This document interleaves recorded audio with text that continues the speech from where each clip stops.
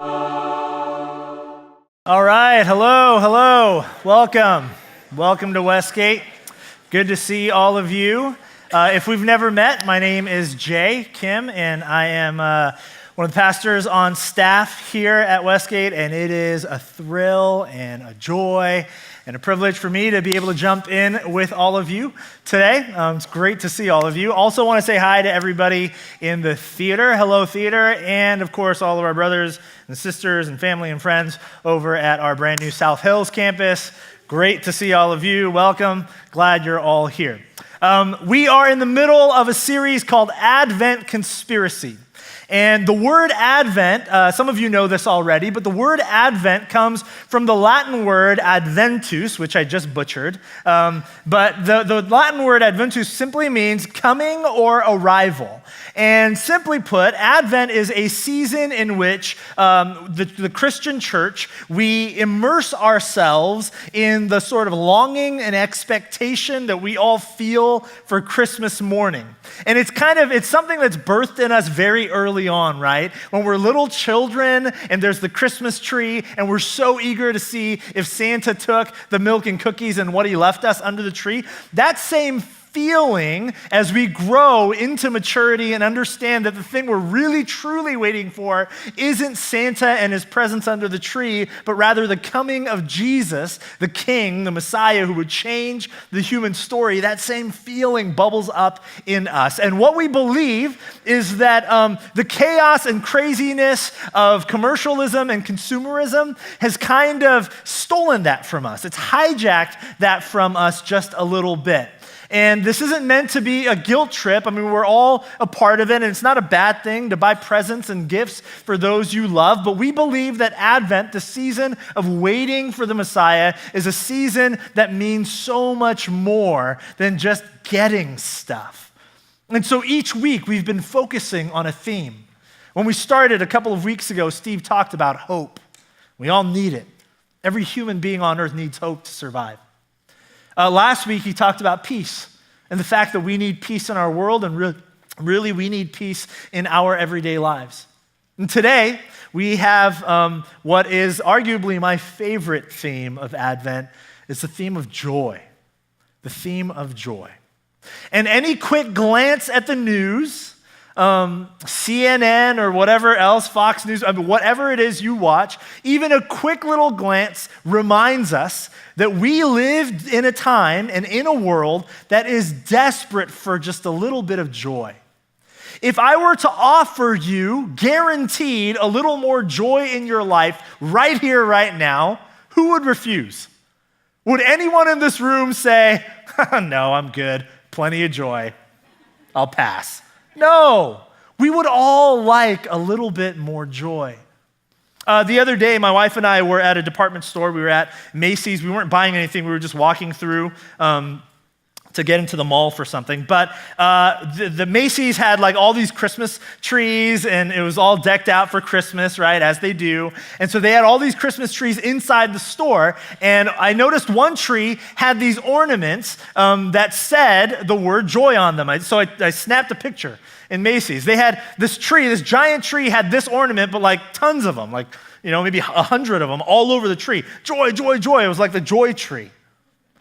And then right next to this tree, this joy tree, Macy's had a message for me.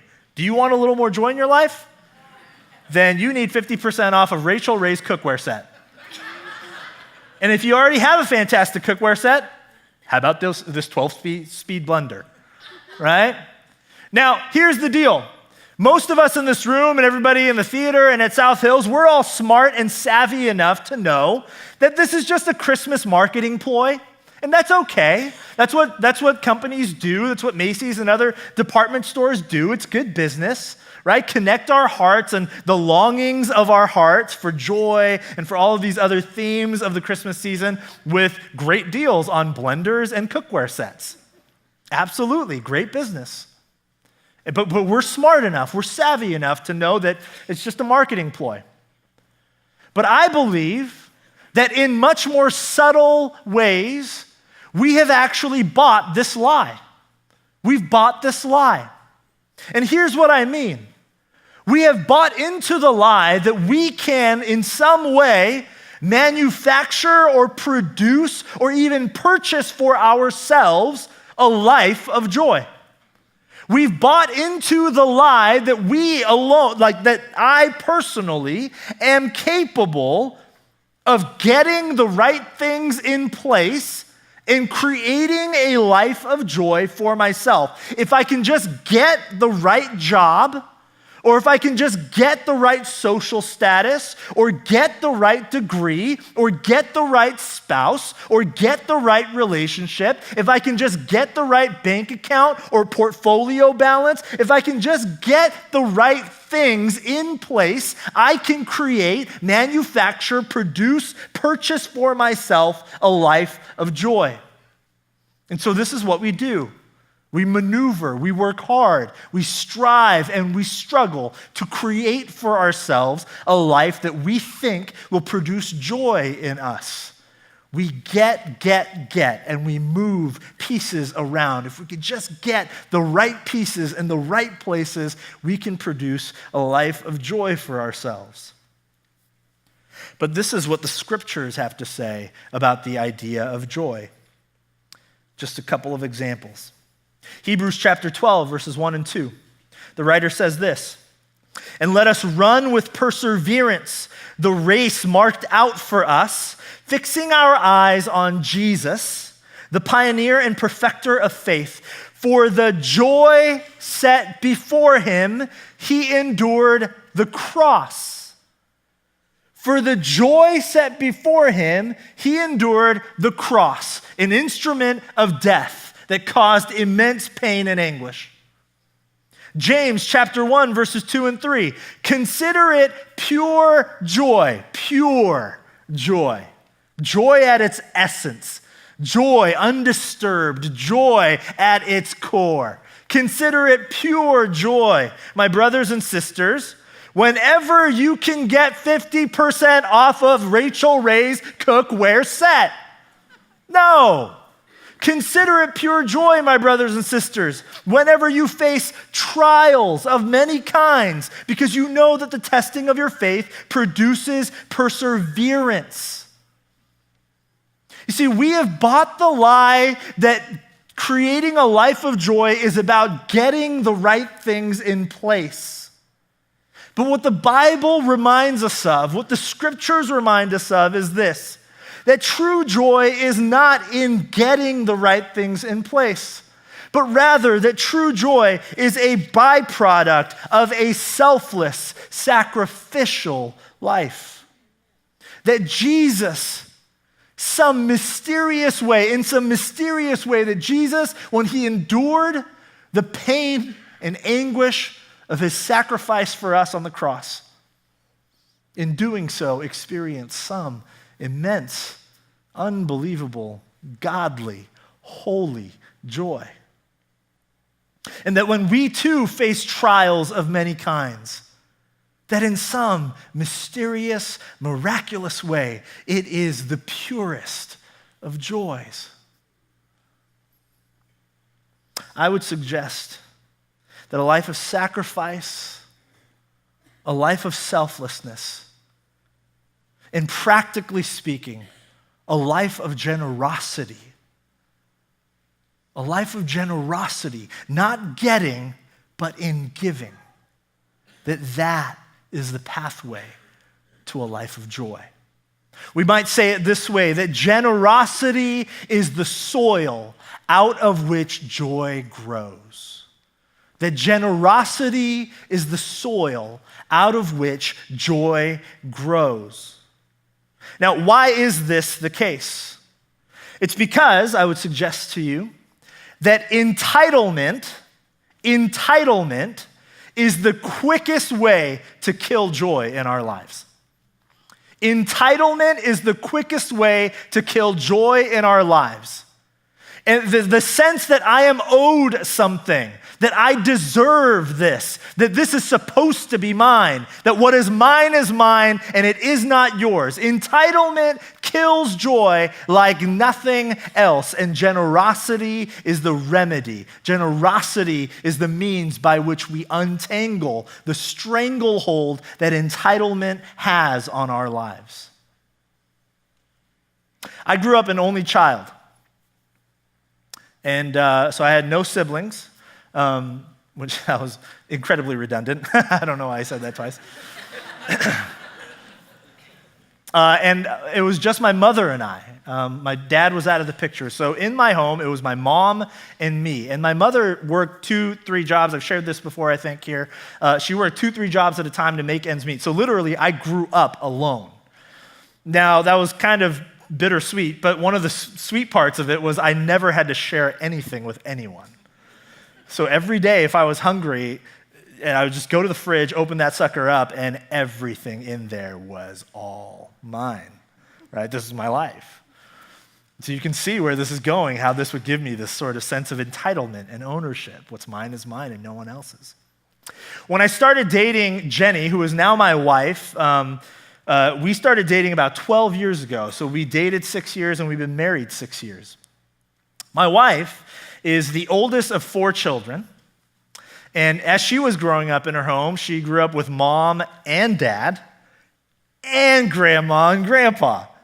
So my wife grew up in this crazy, chaotic home, like 8 people, tons of people. Everything was shared. All space was shared. All food was shared. Everything was shared. It was all shared. That's how she grew up. Dinners were just feasts of family-style plates, and if you didn't get in quick, you didn't eat, that sort of thing, right? That was her life. And so when she and I started dating, we did what people who date do. We would go out to eat. And we would go to restaurants, and I remember very early on, the first few dates we had, we'd go to restaurants and we'd be sitting there, and I'm, like just gazing into her beautiful eyes, and I'm just thinking like she's beautiful and smart and amazing and funny and kind and compassionate and brilliant and all these things, and I'm gonna marry this woman. This is it. Like God has sent me the one, whatever that means, right? I was like, I'm so madly in love. And I remember early on during one of our first few dates, the waiter comes and takes our order, and she orders her salad, and I ordered my steak or whatever it is, and we order our food, and we get our food, and it tastes so good because I'm in the presence of this woman who is like the most amazing woman I've ever met in my life, and in my heart, I'm just thinking like, let's just get married now. This is perfection. And then something traumatic happens. Her eyes go from my eyes down to my food. And I'm thinking to myself, don't do it, girl, right? Don't do this. And then without saying anything, without asking, without none of that, she just lifts her fork, and her fork begins to make that slow, threatening march across the table.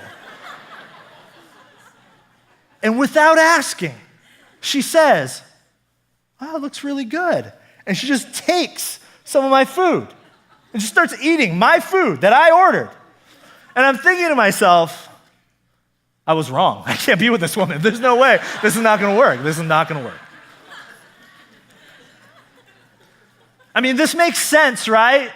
Now, you may not have issues with sharing your food. I hope you don't. I don't have those same issues. A little bit. This morning we went out to breakfast, and she took some of my hash browns, and it was like my last few bites. And still, after 12 years together, even this morning, I felt a little bit of like, just a little bit of that. I don't know what's wrong with me. Lord, come, change me. But we all have this sense of entitlement that what is mine, it's nobody else's. And here's the deal. What I have learned in my 12 years with Jenny, because she's taught me what it means to share. She's taught me what it means to be big, to be larger about how I see the things I own. She has taught me that when I think I own something, I don't actually own it. It owns me. She's taught me these things. And in teaching me these things, and God teaching me these things through her example and life, I have learned that there is a deeper joy to be had not in hoarding for ourselves, not in the entitlement of what's mine is mine. Do not disrupt the life I'm trying to create for myself. There's a deeper joy in opening it up and giving away whatever it is that's been given to us. There's this story in the book of Matthew. If you have your Bibles, you can open to Matthew chapter 2. And it's a classic Christmas story. As you're turning there, I'll talk a little bit about the technicalities of the story. It's Matthew chapter 2. We often think about it as the story of the three wise men or three wise kings. A couple of technicalities as you go to Matthew chapter 2. The story does not actually give us a number. It doesn't tell us that there were three of anybody. Some traditions say there were three of them. Some traditions say there were 12 of them. Other traditions just say, well, Matthew doesn't tell us how many of them there were just these people. The other thing is Matthew doesn't actually call them kings, and he doesn't call them wise men. The word Matthew uses is magi. And the word magi is important because magi, the best way that we can explain it in our language today, magi aren't kings or wise men. Magi are magicians or astrologers. They're cosmologists. They looked at the stars and tried to figure out what the stars meant for them in their life and in their world. And so this is the story. And this story paints for us this wonderful picture of what I believe happens in our hearts when we're looking for joy, when we're trying to construct and manufacture and produce for ourselves a life of joy. Because the Magi are not the only characters in the story. There's another character named Herod. And Herod is a king. And I'll use air quotes to describe him as a king because he's not really a king, he's a puppet king. The ruling nation at the time is an empire called Rome, and because Rome rules so much land, they install these localized puppet kings in all these different regions that they rule. And these puppet kings really have no power. They're just kind of doing whatever Rome tells them to do. But they live in luxury and comfort, immense luxury and comfort. And that is true of Herod. He's filthy rich. He's got a comfortable, luxurious life that he's built for himself. And this is how the story goes, Matthew 2. After Jesus was born in Bethlehem, in Judea, during the time of King Herod, Magi from the east came to Jerusalem and asked, "Where is the one who has been born King of the Jews? We saw his star when it rose, and we have come to worship him." When King Herod heard this, he was disturbed, and all Jerusalem with him. Let me stop there. Jesus is born. And we know the end of the story. Jesus is the true King of Kings. And so Jesus is born, and these magi, these astrologers, these pagan cosmologists, they're not Jewish, and no one's Christian at the time. These pagan astrologers figure out by looking at the stars that a true king has been born somewhere in Judea. And so they go looking for him, and word gets out that a king has been born. And so Herod, the air quotes king, the puppet king, is threatened. He's worked hard to construct and manufacture a life for himself, a life of luxury and comfort. And he believes that this life he has manufactured and produced for himself, that he has constructed, will bring him joy. And when something disrupts that life that he has constructed, the Bible tells us that he is disturbed. That when Jesus enters the scene, Herod is disturbed. This is true for many of us. That when something disrupts the lives that we are working so hard to construct, maybe it's a life of luxury, maybe it's a life of comfort, maybe it's something else. But the lives we are working so hard to construct that we think will bring us joy, when something disrupts it, and something always disrupts life, does it not? We are disturbed. And yet there's another response. Verse 4. When he, Herod, had called together all the people's chief priests and teachers of the law, he asked them where the Messiah was to be born. In Bethlehem, in Judea, they replied, for this is what the prophet has written. But you, Bethlehem, in the land of Judah, are by no means least among the rulers of Judah. For out of you will come a ruler who will shepherd my people Israel." Then Herod called the Magi secretly and found out from them the exact time the star had appeared. He sent them to Bethlehem and said, "Go and search carefully for the child." And then he lies. He just blatantly lies. "As soon as you find him, report to me so that I too may go and worship him." Herod doesn't want to go worship Jesus. If you know the rest of the story, what you know is that Herod wants to go and kill Jesus. Jesus is a disruption to the comfortable, luxurious life that he thinks will bring him joy, that he has constructed. And so he wants to kill Jesus. But the Magi do something different. After they had heard the king, they, the Magi, went on their way, and the star they had seen when it rose went ahead of them until it stopped over the place where the child was. When they saw the star, they were overjoyed.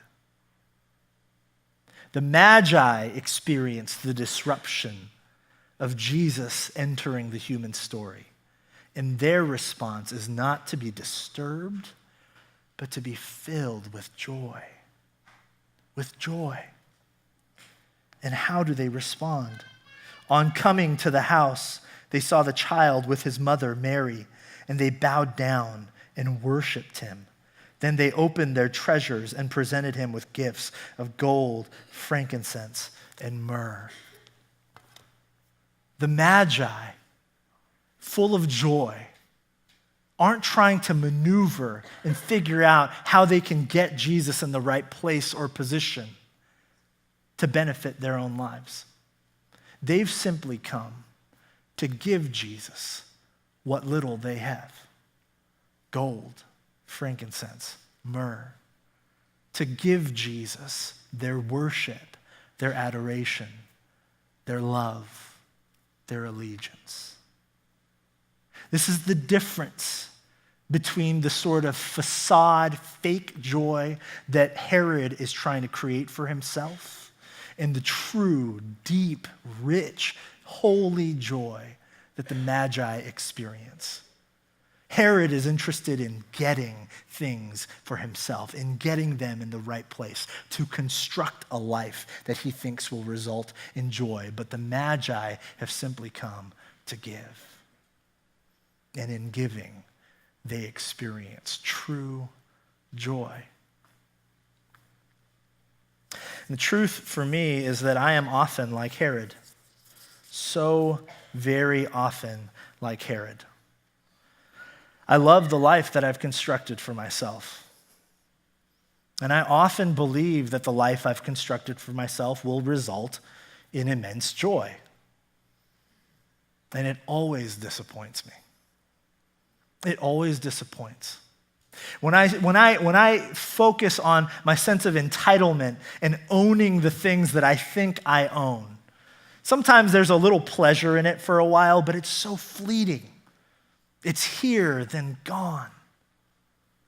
Here, then gone.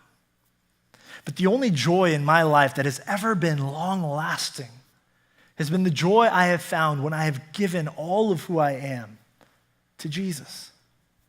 And in response to all that he has given to me, to take the actual things of my life, the stuff I try to get, and leverage them for kingdom change in the world.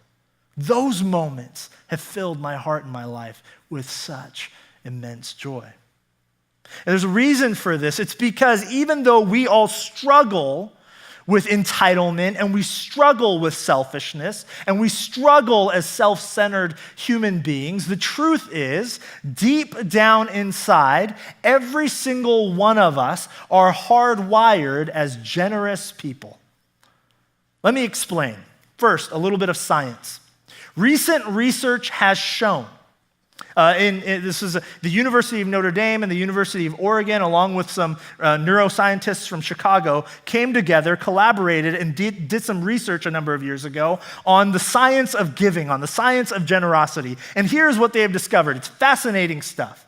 They have discovered that when human beings give generously, parts of your midbrain are activated.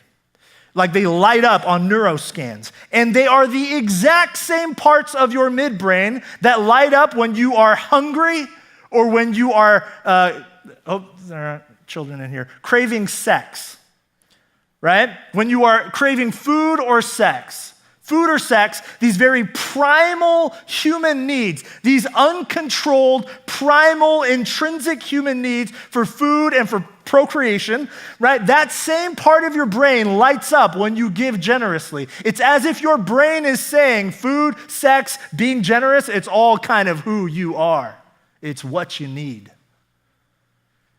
In fact, these same researchers have found that the neurological response to giving generously is actually almost identical to the neurological response of ingesting an addictive drug.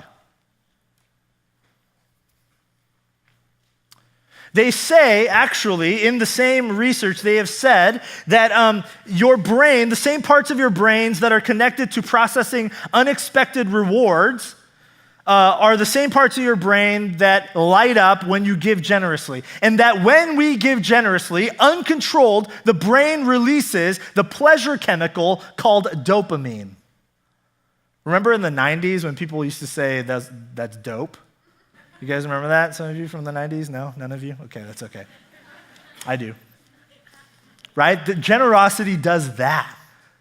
This uncontrolled kind of releasing of all these things in us, in our brains. In fact, these researchers have concluded that being generous, giving of ourselves, is inherently, biologically within us as human beings. Now, let me be clear. Anytime we talk about generosity in the church, I know there's a little anxiety, like, okay, this dude's going to ask me to give a bunch of money to the church in like 10 minutes. We're not. We don't actually want you to give us a thing.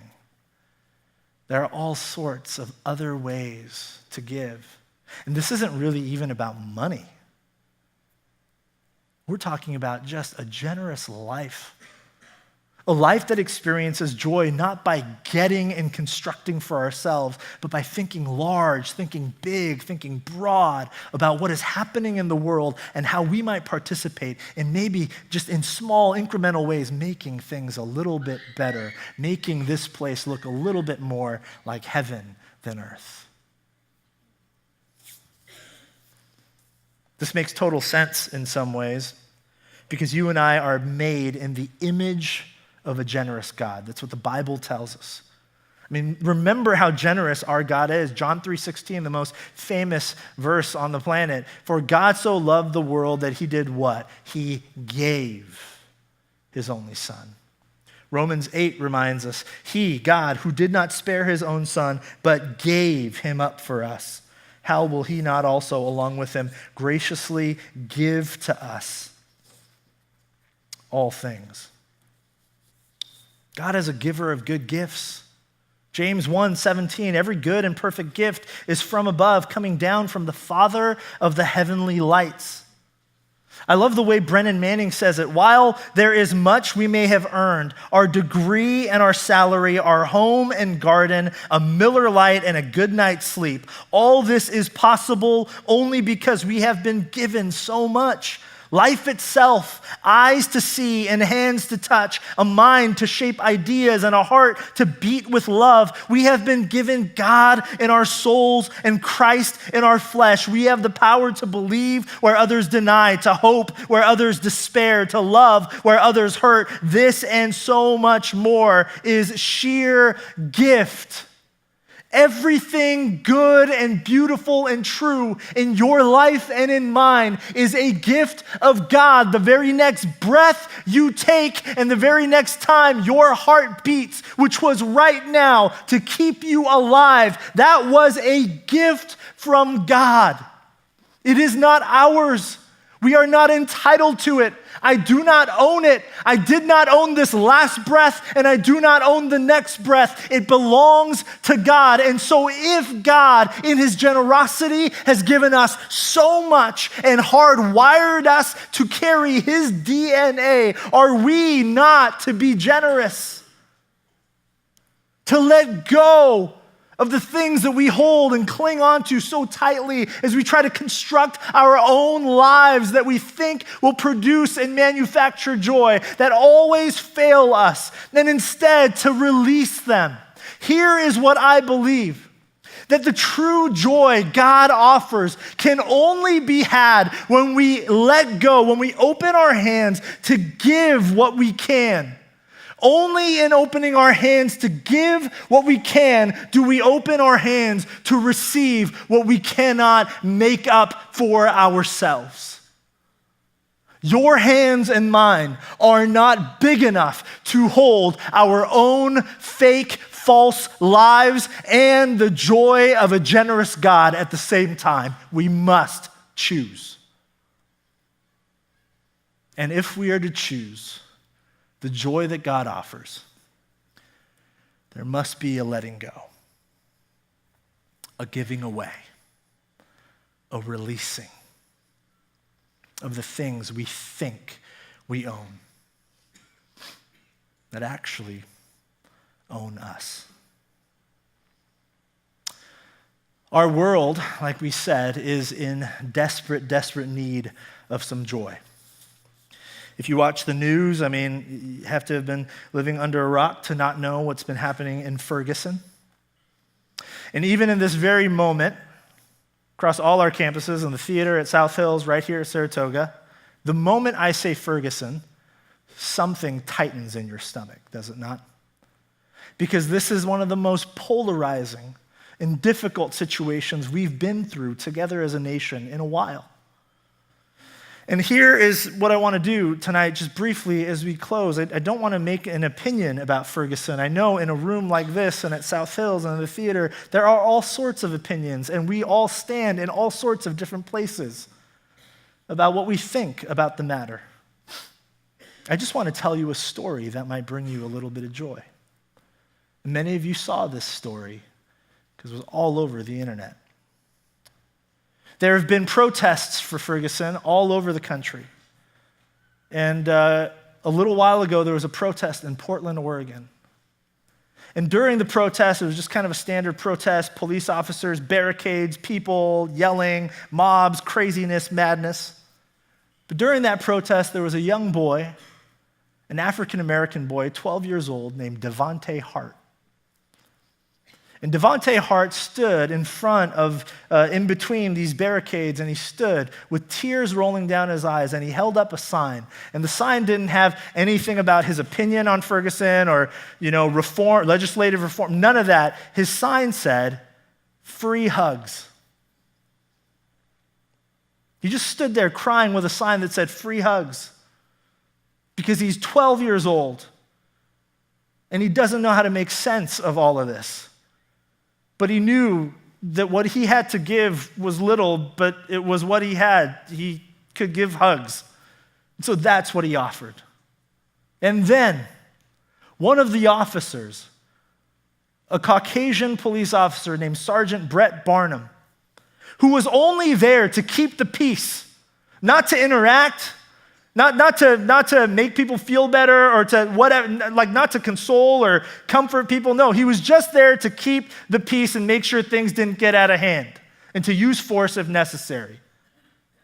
He instead crosses the line and he approaches little Devonte Hart and he says, "Why are you crying?" And they began having a conversation. And they have this conversation in front of all of these people.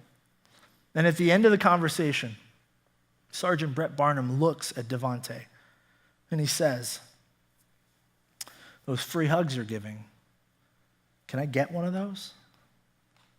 And this is the photo that was snapped in that moment. Now, unless you don't have a pulse, this image has shed just a sliver of light in the darkness of Ferguson for you.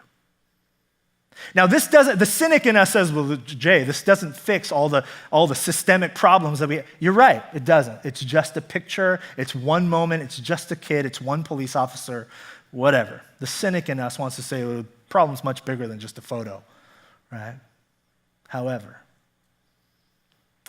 a police officer and a 12-year-old boy, for a moment, decided, I don't know that I have a lot to give, but what I have to give, a hug, a conversation, I'm going to give that. And in doing so, they have lifted the spirits of our nation and reminded us that better days are possible. That joy, even in the midst of this darkness, can be had.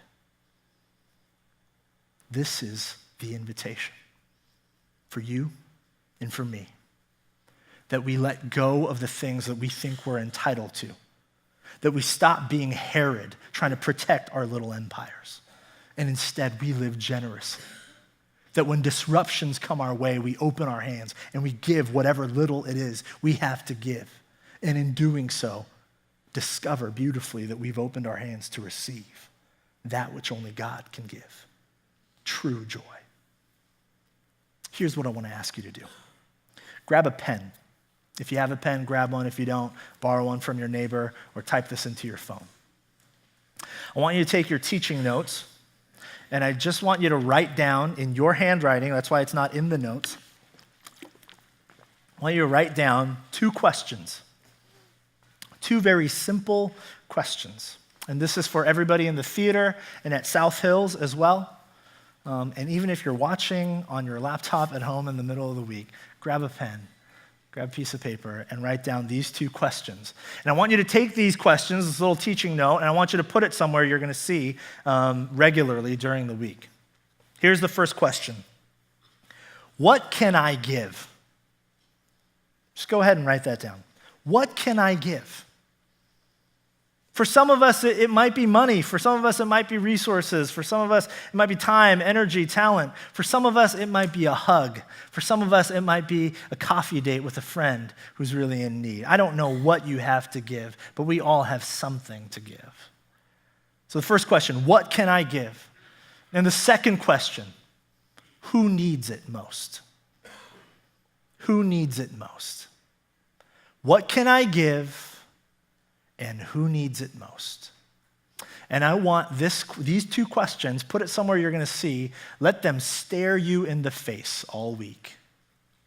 And you will have a choice to either do something about it or to not.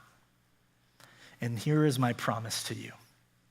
If you take action, if you answer these 2 questions, what can I give, who needs it most, and then respond by giving what you can to whoever in your life needs it most, I promise you this, just like that picture, in the midst of your darkness, you will begin to feel joy, true joy, bubble up to the surface. And it will change. It will change this season for you and for me and for everyone involved in your story and in mine. Let's pray together. God, we live in a really dark and difficult time in human history. Our nation is polarized. There is so much anger and bitterness and hatred and confusion. And God, we all need a little bit of joy. So we invite you to come and fill us with the sort of joy that only you can bring. Remind us this week to stop trying to manufacture and construct and get, to produce a life of false joy for ourselves, and instead remind us to let go. And in opening our hands to give and to let go, that we might receive the joy that only you can offer. In Jesus' name, amen.